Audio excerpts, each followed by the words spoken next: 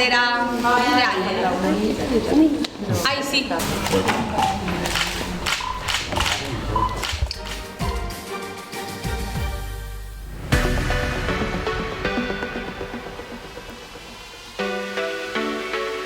El Palacio de la Asamblea ha recibido esta mañana a escolares de diferentes centros educativos de la ciudad con motivo de la celebración del 25 Pleno Escolar para conmemorar la Constitución. La mañana comenzó con Juan Vivas, presidente de la ciudad, dedicando unas palabras a los estudiantes. Los que habéis crecido y nacido en la España del euro, pues debéis de recordar que las cosas antes no eran así, que antes de la Constitución España era un país que no vivía en libertad y en democracia. España era un país que no tenía el nivel de prosperidad y de bienestar material, de calidad en los servicios públicos que ahora tiene. España era un país que no estaba integrado en Europa, con todo lo que ello significa desde el punto de vista de la seguridad, de la estabilidad. Es decir, que ahora somos de verdad, gracias a la Constitución, ciudadanos libres e iguales. Seguidamente, los niños realizaron una visita guiada por diferentes salas del Palacio de la Asamblea.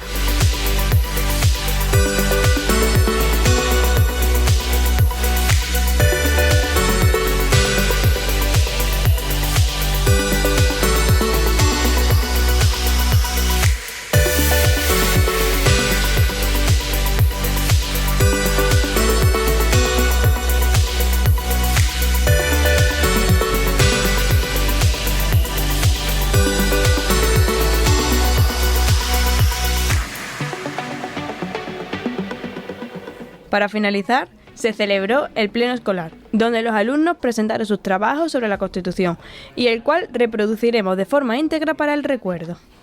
Antes de empezar, todo pleno tiene su presidenta y dos vicepresidentes o dos vicepresidentas. ¿Quién se ofrece a acompañarme aquí como vicepresidente o vicepresidenta? Adelante.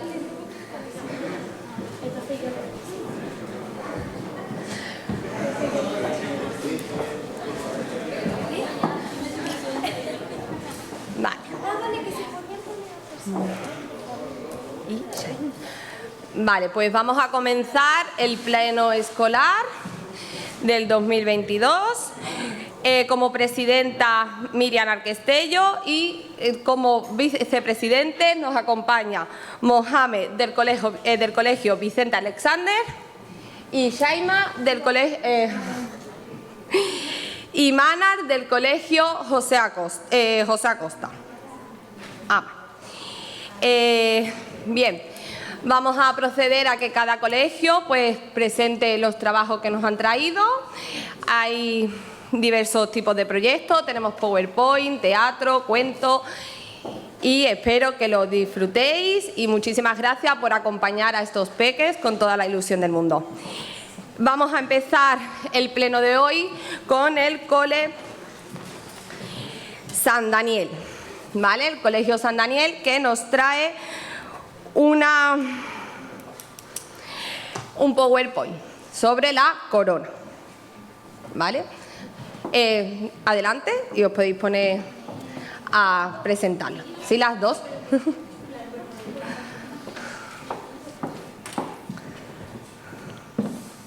¿Dónde pondré esto?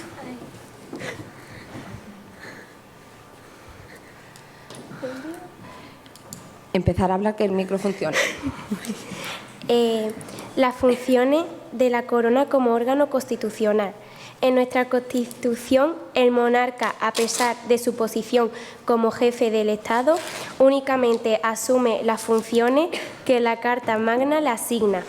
La Constitución establece que los actos del rey serán refrendados por el presidente del Gobierno, en su caso por los ministros y por el presidente del Congreso de los Diputados.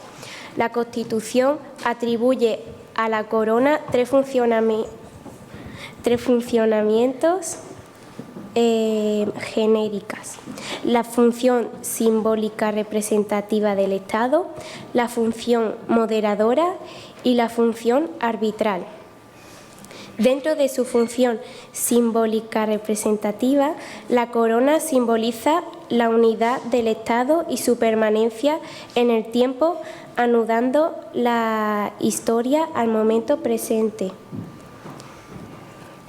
De este modo, el rey es el máximo representante de España y en el exterior y le corresponde acreditar a los embajadores y otros representantes diplomáticos, manifestar el consentimiento del Estado en tratados y declarar la guerra y hacer paz, conferir los empleos civiles y militares, así como conceder honores y distinciones, ser informado de los asuntos del Estado y presidir a estos efectos las sesiones del Consejo de Ministros, el mando supremo de las Fuerzas Armadas y el alto patronazgo de las Reales Academias.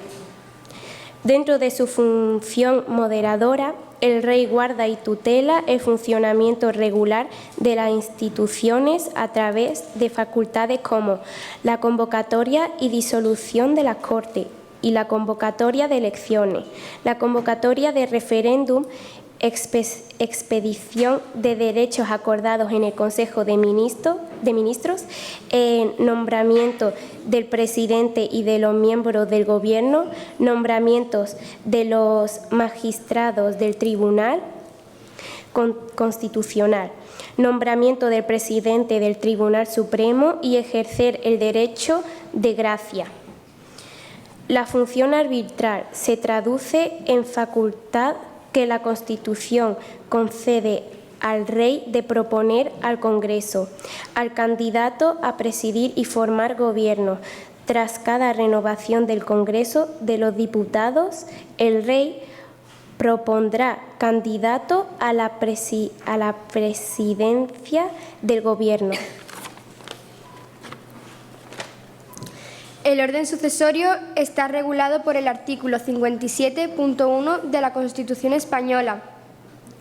El primero en la línea de sucesión será el primer hijo varón, si lo hubiere, o, en ausencia de hijos varones, lo será la primera hija. En la actualidad es la princesa de Asturias, doña Leonor de Borbón Ortiz. Al primogénito o primogénita lo seguirán, de acuerdo al derecho de representación español, sus descendientes, con preferencia del varón sobre la mujer y del de mayor edad sobre el menor, aplicando igualmente el derecho de representación por el que los descendientes, hijos, nietos, de los primogénitos o de los anteriores en el orden de sucesión, tienen preferencia sobre el resto de sucesores, hermanos, tíos. A los descendientes del primogénito le seguirán el resto de hijos o hijas del rey, con preferencia de los hombres sobre las mujeres y de los mayores sobre los menores, respetando igualmente el derecho de representación de sus descendientes, con preferencia sobre el resto de los descendientes del rey. Los descendientes del hijo de mayor edad tendrán preferencia sobre el resto de hijos y sus descendientes.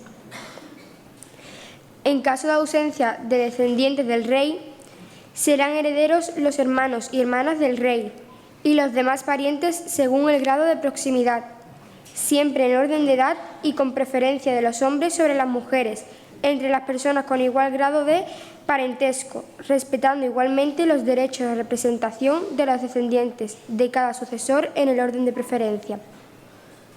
En 2004, José Luis Rodríguez Zapatero planteó el cambio en la línea sucesoria. Los entonces príncipes de Asturias esperaban su primer hijo y quería garantizarse la igualdad de sexos. El debate volvió a plantearse aún más fuerte cuando se conoció el segundo embarazo de los príncipes, en 2006. De haber sido varón, la princesa Leonor habría perdido sus privilegios. No ocurrió. El bebé también fue niña y la reforma se guardó en un cajón. Hasta hoy, y sin perspectiva de que ningún gobierno la recupere. El proceso necesita un complejo mecanismo que dificulta aún más su puesta en marcha. Cualquier reforma de la Constitución que afecte a la definición del Estado, los derechos fundamentales o la corona debe hacerse por la fórmula del procedimiento agravado. Tiene que aprobarlo una mayoría de 2/3 en Congreso y Senado, y después disolver las Cortes y convocar elecciones para que el nuevo dé el visto bueno y, en última instancia, será sometido a referéndum.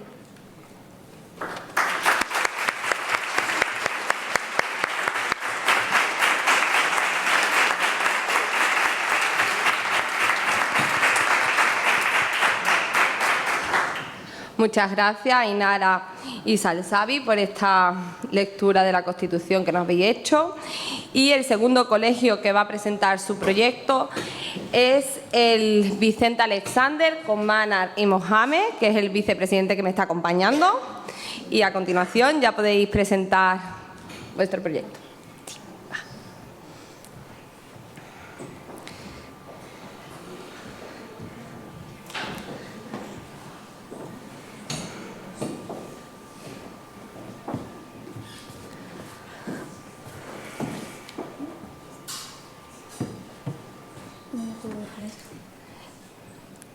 Déjalo ahí, en el suelo. La corona española. Érase una vez, en el sur del continente europeo, una pequeña y peculiar ciudad, situada a la otra orilla del mar Mediterráneo, llamada Ceuta, un lugar bañado por las dos grandes masas de aguas que sumergen las costas de nuestro país. El sol parecía brillar, como si él mismo eligiera iluminar las calles, desde el monte Hacho hasta la playa del Tarajal. Esta luz se veía reflejada en las miradas de la gente, que a su vez rebotaba en los corazones de cada una de las personas que habitan en esta peninsulita. Una niña, llamada Manar, iba caminando con su amiga por el paseo de la playa de la Ribera. Una mañana resplandeciente. Manar era una chica de 11 años. No llegaba al 1,5 metros. Su rostro se iluminaba por unos ojos de color castaño, en sintonía con su pelo, de tez blanca, y cada vez que sonreía su cara se veía atrapada por dos hoyuelos que ni la mayor curva de cualquier circuito podría hacerle frente.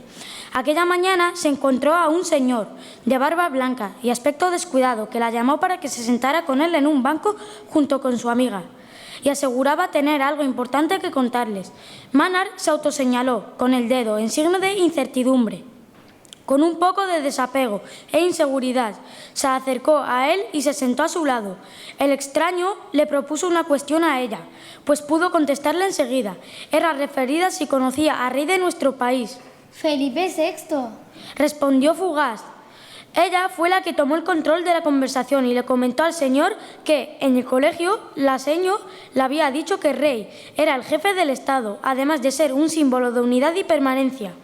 El hombre sonrió y continuó la conversación de nuestra amiga, asintiendo a la vez que decía: «Y también sabrás que modera el funcionamiento de las instituciones y representa internacionalmente a nuestro país». Sí, eso también. Dijo Manar con una amplia sonrisa en la cara. Entre tos y carraspeo, el viejo le dijo que si conocía a don Juan Carlos I de Borbón. Ella, sin titubeos, dijo: Sí, el rey emérito y padre de nuestro rey actual. Además, toda su familia será la que herede la corona española. Dijo complaciente. De un momento a otro, el anciano marcó más detalladamente: «Pero recuerda que la herencia viene de padres a hijos de mayor edad y el varón por delante de la mujer». Manar asintió entre murmullos e insatisfacción. No me lo recuerde, señor. Me parece injusto. El viejo no se podía creer lo que estaba viendo. El descaro de la niña le impresionaba, además de los conocimientos que poseía. Realmente estaba pasando una de las mejores mañanas desde hacía mucho tiempo, con una amplia sonrisa en la cara, de dientes blancos como la nieve virgen de las sierras de Granada. Le lanzó otra pregunta. Manar tenía los ojos abiertos como platos, esperando ansiosa las preguntas de su nuevo viejo amigo. ¿Sabes alguna de las funciones que tiene el rey dentro de nuestro país? Sí, claro. Dijo con tono de seguridad. Pues creo que controla las leyes, convoca reuniones con gente importante. Espera que recuerde. Diría que es el mando supremo de las Fuerzas Armadas. Y creo que... Ah, sí, nombra y propone el presidente del gobierno. El viejo no daba crédito de lo que estaba sucediendo y con alma joven quiso competir con ella. Dime entonces lo que hace fuera de España. Ella, cabizbaja, dijo con voz tenue: Es lo que me toca la siguiente clase, señor. El viejo le acarició la cabeza y casi sin poder hablar de la sonrisa que se le hizo en la cara, dijo: yo te lo explicaré. Fíjate, el rey, además de en España, él habla con las personas importantes de otros países para establecer relaciones con ellos, además de elegir quién representa a nuestro país en el extranjero. Susurró y en un tono misterioso dijo: él declara la guerra y la paz, pero sabemos que él es bueno y que nunca nos desearía algo malo, como una guerra. ¿No crees? Manar, con el cuello que parecía salirse de sus hombros, asintió al menos 10 veces.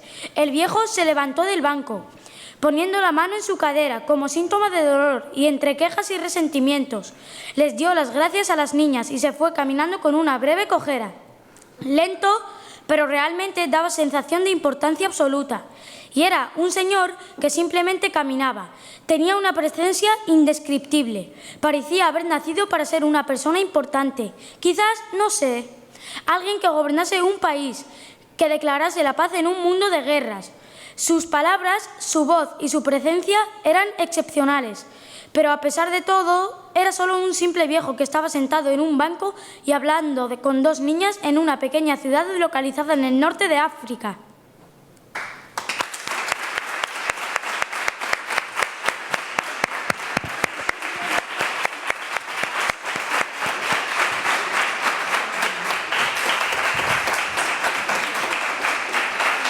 Precioso el cuento que nos ha leído estos compañeros del Colegio Vicente Alexander. Muchísimas gracias, Manar y Mohamed. Y a continuación, el Colegio José Acosta con nuestras alumnas Manar, que es la otra vicepresidenta, y Shaima, que nos presentan un PowerPoint.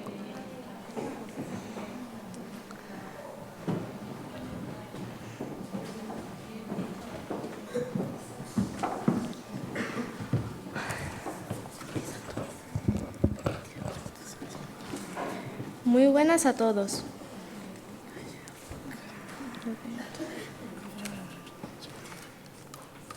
Hoy venimos a hablar de la Constitución española, en específico sobre los derechos del trabajador para reivindicar la figura de la mujer en la vida laboral. Trabajadores y sindicatos. Todos tenemos derecho a un trabajo digno y dedicarnos a lo que más nos gusta. Tanto hombres y mujeres estamos preparados para desempeñar bien nuestro trabajo. Como trabajadores, cuando no estamos de acuerdo, tenemos derecho a asociarnos y crear sindicatos. Si no estamos contentos, tenemos derecho a hacer huelga. Empresarios y trabajadores. Los trabajadores nos reunimos con nuestros jefes. Los acuerdos que tomamos quedan reflejados en un contrato llamado convenio. Todos tenemos que cumplir lo que firmamos. Sí. Esperamos que os haya gustado. Alumnos del CEI Maestro José Acosta, Shaima Medamed. Manas Katira Takamura.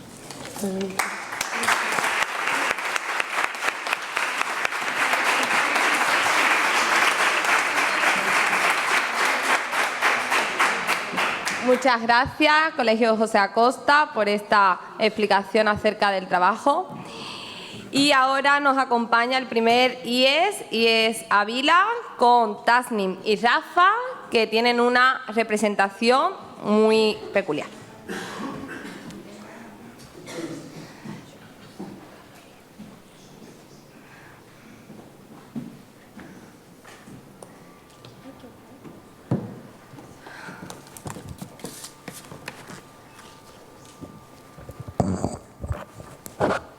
Buenos días a todos. Gracias por venir.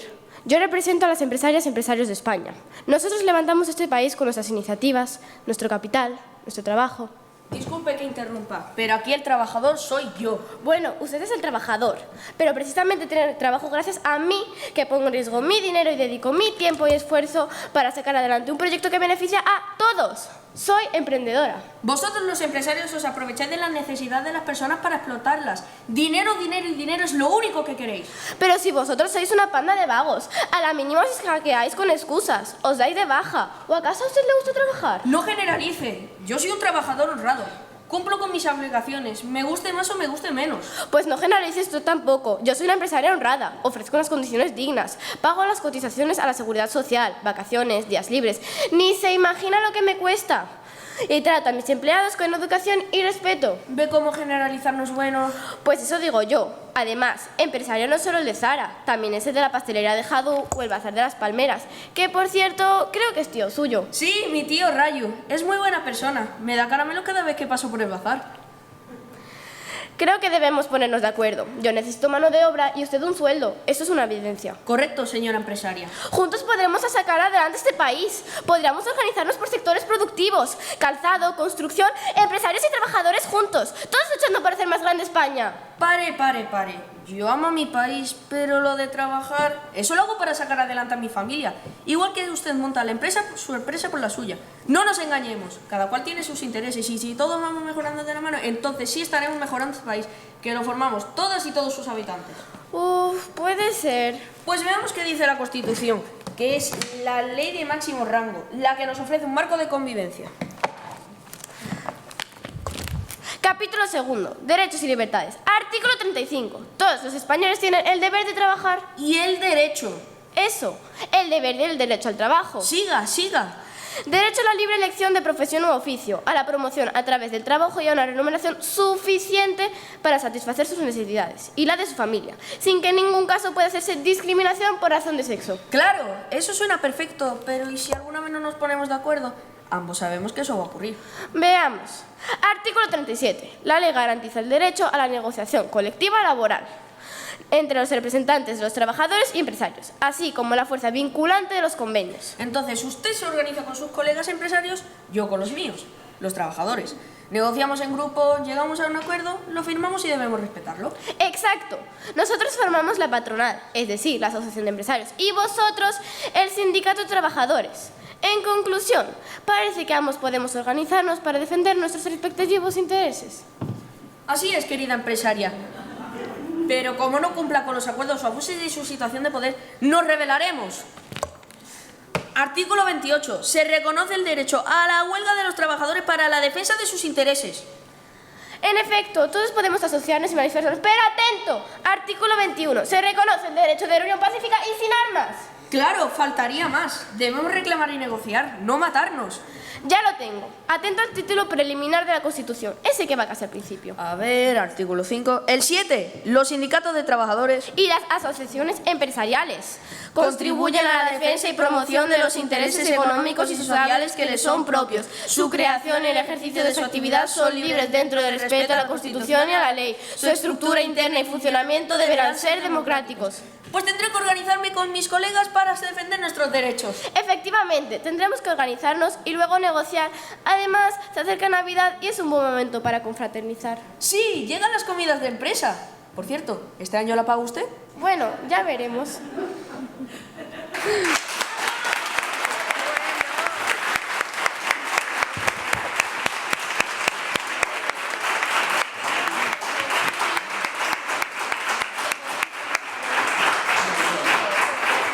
Merecidísimo aplauso tanto a Rafa como a Tasnim, preciosa representación. Vale, en quinto lugar vamos con el IES Camoens, que tenemos a los alumnos Sundus, Mohamed y Amal, con la representación de un PowerPoint.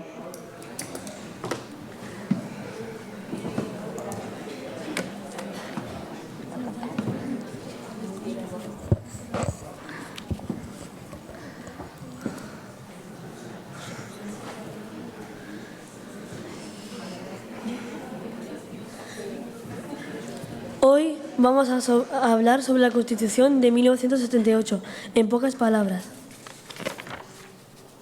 El 6 de diciembre se celebra el Día de la Constitución, una festividad nacional que rinde homenaje a la Carta Magna de todos los españoles, donde se recogen los derechos y deberes, las libertades, la organización del Estado y todas las garantías constitucionales. El Día de la Constitución se celebra el 6 de diciembre, en conmemoración a la aprobación de la misma en referéndum. La pregunta era simple y directa. ¿Apoya el proyecto de Constitución? A lo que cerca del 90% de los españoles contestaron sí.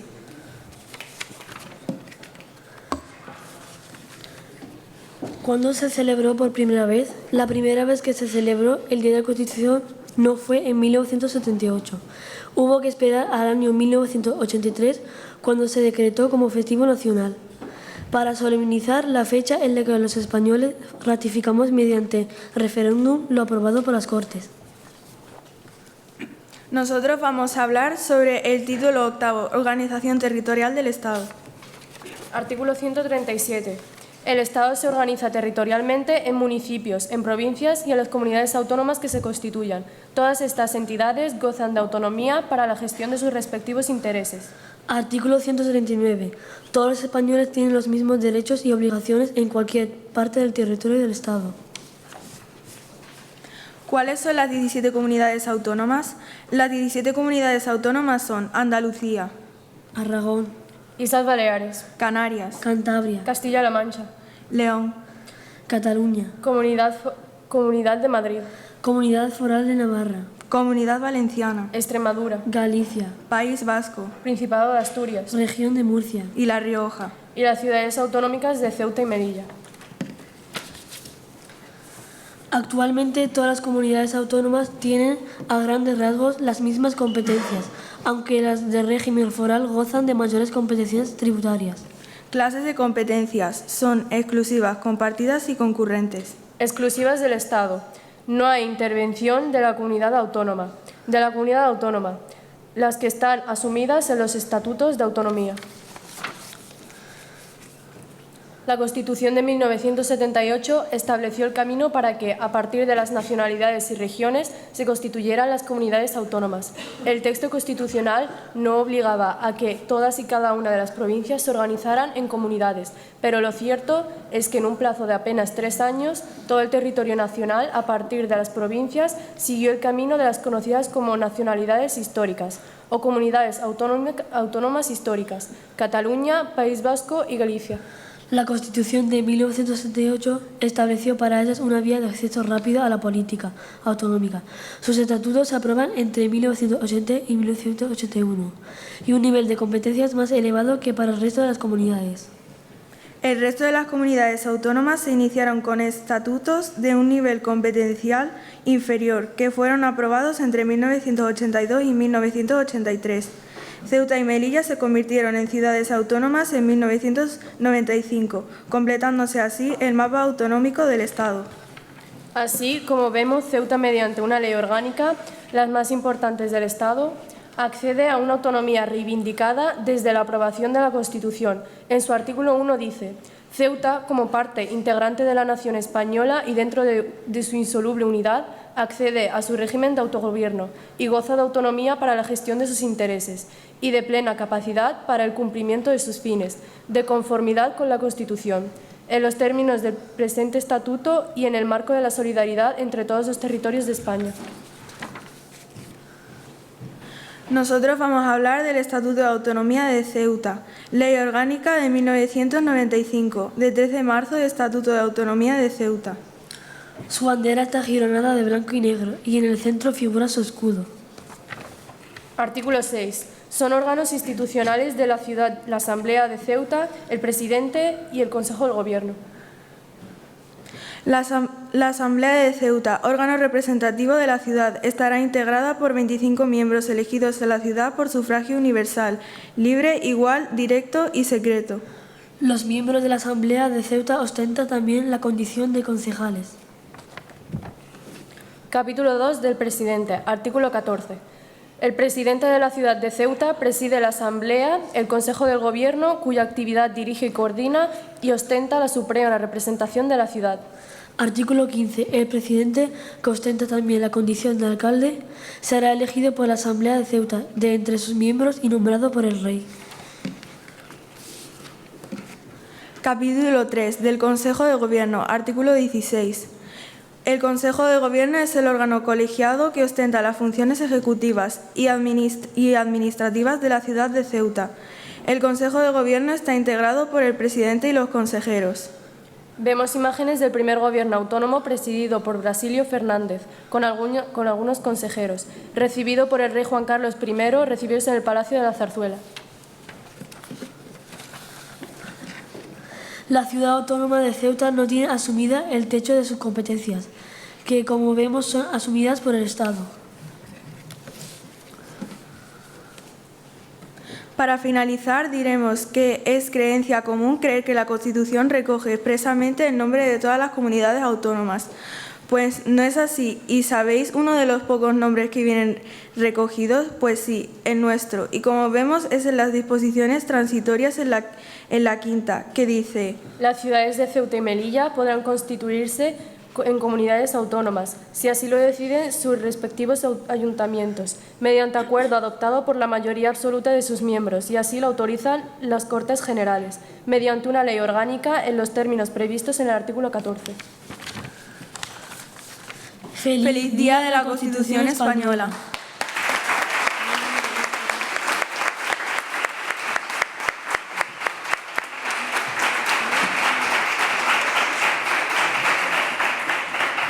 Muchas gracias, Sundu, Mohamed y Amal, por esta lectura sobre la Constitución y sobre todo acerca de Ceuta. Ahora, a continuación, el IES Clara Campoamor con los alumnos Ryan y Aymar, que nos van a hacer un teatro.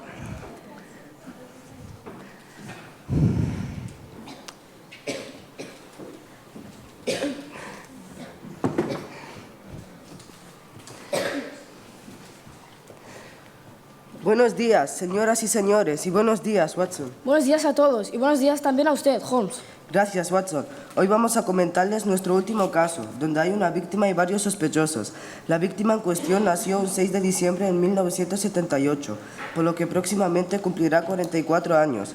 Watson, proceda a mostrar quiénes son los sospechosos de la infracción.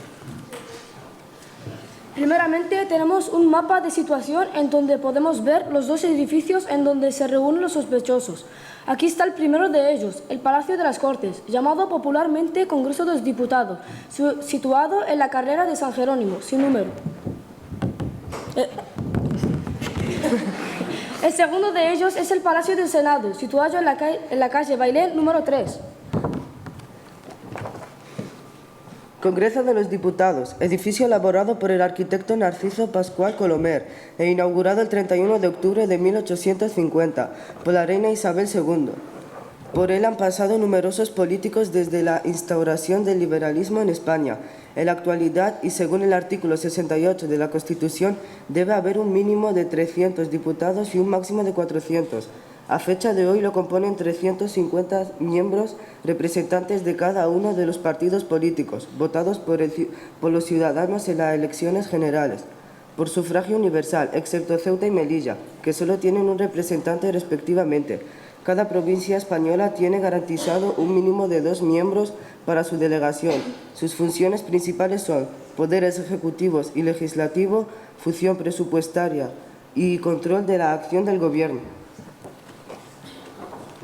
Senado de España, que ejerce en el Palacio del Senado, edificio del siglo XVI, antiguo colegio de la Encarnación de la Orden de los Agustinos. A partir de 1834 se decidió cambiar su nombre y función, siendo sede de la Cámara Alta hasta 1923, cuando Primo de Rivera disolvió las Cortes. Posteriormente, durante la dictadura franquista, se instauró la Asamblea Nacional Consultiva y con la transición y la Constitución de 1978 se instituyó el Senado.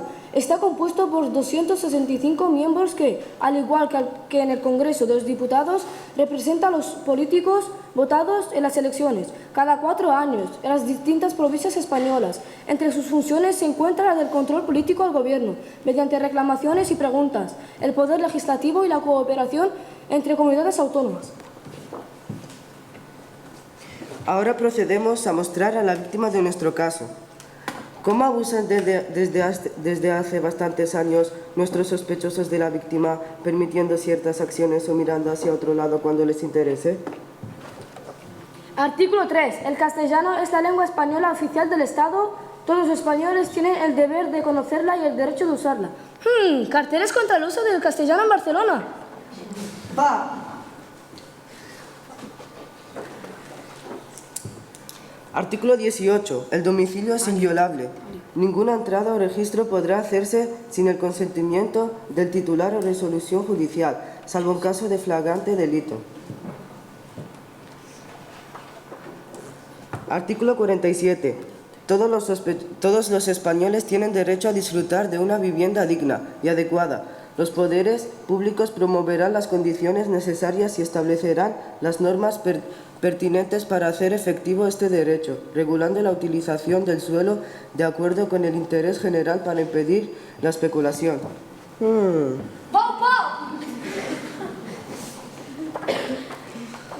Artículo 20. Se reconocen y protegen los derechos a expresar y difundir libremente los pensamientos, ideas y opiniones mediante la palabra, el escrito o cualquier otro medio de reproducción. El ejercicio de estos derechos no puede restringirse mediante ningún tipo de censura. Multas por ejercer la libertad de información. Artículo 45.2. Los poderes públicos velarán por la utilización racional de todos los recursos naturales, con el fin de proteger y mejorar la calidad de la vida y defender y restaurar el medio ambiente, apoyándose en la indispensable solidaridad colectiva.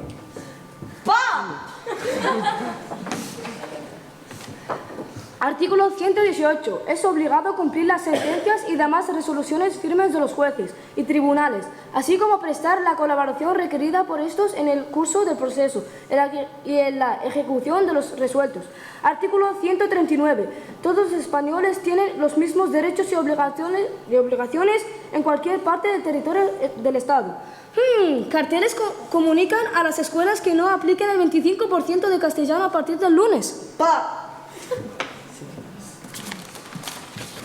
Como hemos comprobado, nuestra pobre víctima a sus 44 años sufre en muchas ocasiones por las conveniencias o no de nuestros políticos. Desde aquí quisiéramos hacer un llamamiento a todos los que, teniendo el poder, en alguna ocasión abusan de sus funciones, sorteando los artículos de nuestra Carta Magna, por el bien de los españoles y nuestro país. Respeten al máximo las leyes. Poder vivir en un Estado verdaderamente democrático y de derecho. ¿Piensa del mismo modo, Holmes? Elemental, querido Watson. Y hasta aquí ha llegado nuestra intervención y nos despedimos de ustedes, esperando no haberles aburrido mucho con nuestro pequeño teatrillo. Muchas gracias por su atención.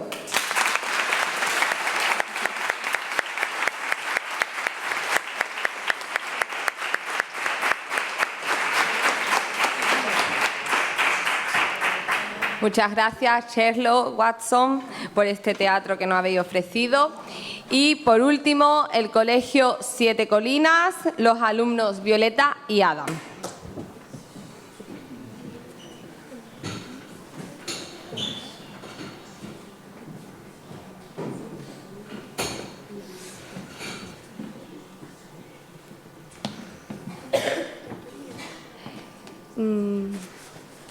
¿El caballete?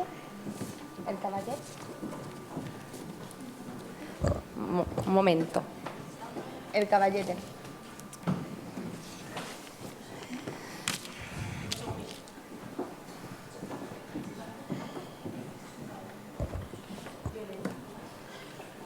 No. Eso, sí. No disponemos de caballete, perdón.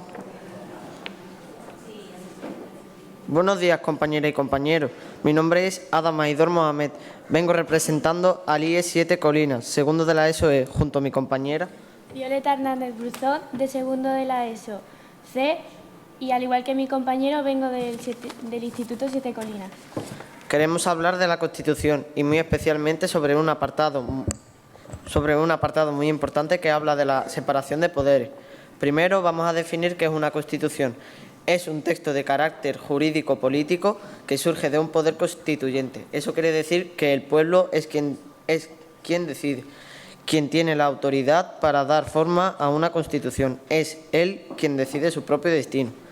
Resumiendo, una Constitución es un conjunto de reglas y principios que deben garantizar un Estado de Derecho, porque en ella aparecen cosas tan importantes como los derechos y libertades sociales.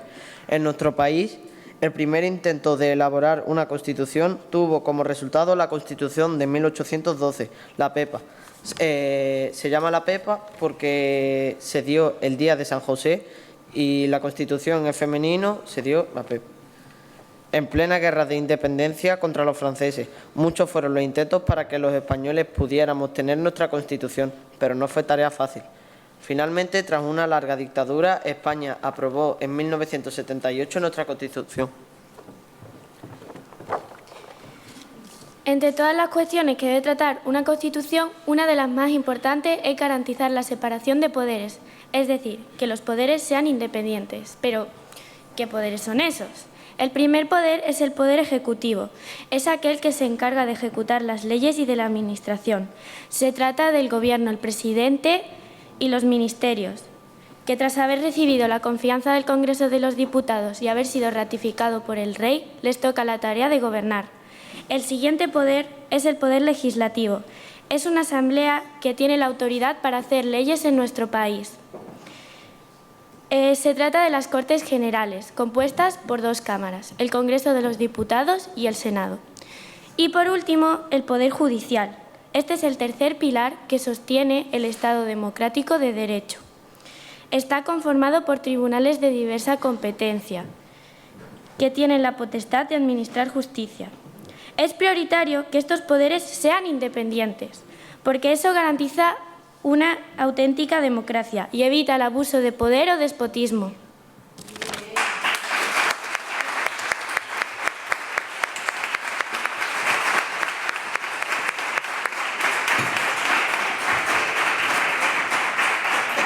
Muchas gracias, Adam y Violeta. Y ahora quiere proceder a decir unas palabras el consejero de Educación y Cultura, Carlos Rontomé.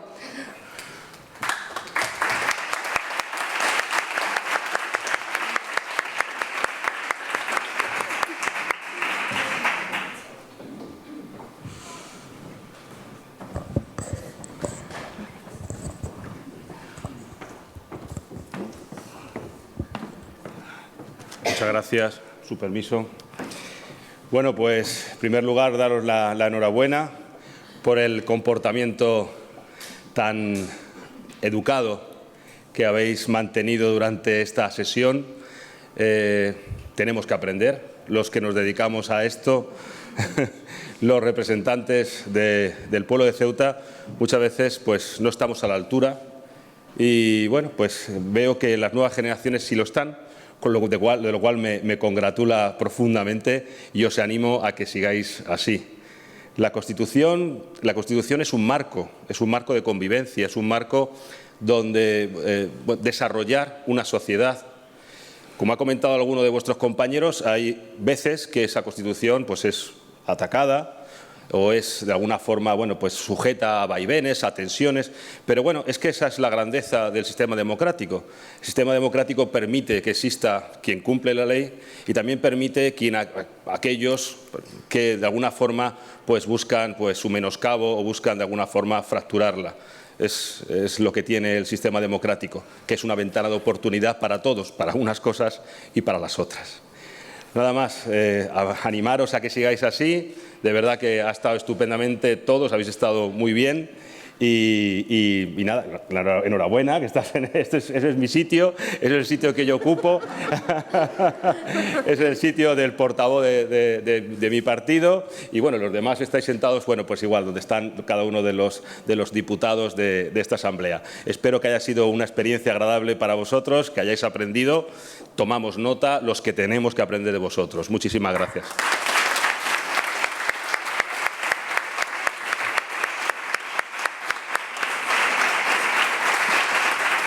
Bien, pues ya ha finalizado el pleno escolar. Ahora vamos a proceder a hacer una foto todos en conjunto, ¿vale? Con Carlos, el consejero de Educación, y muchísimas gracias por el comportamiento que habéis tenido, que ha sido ejemplar, y por los pedazos de proyectos que habéis organizado. Muchas gracias.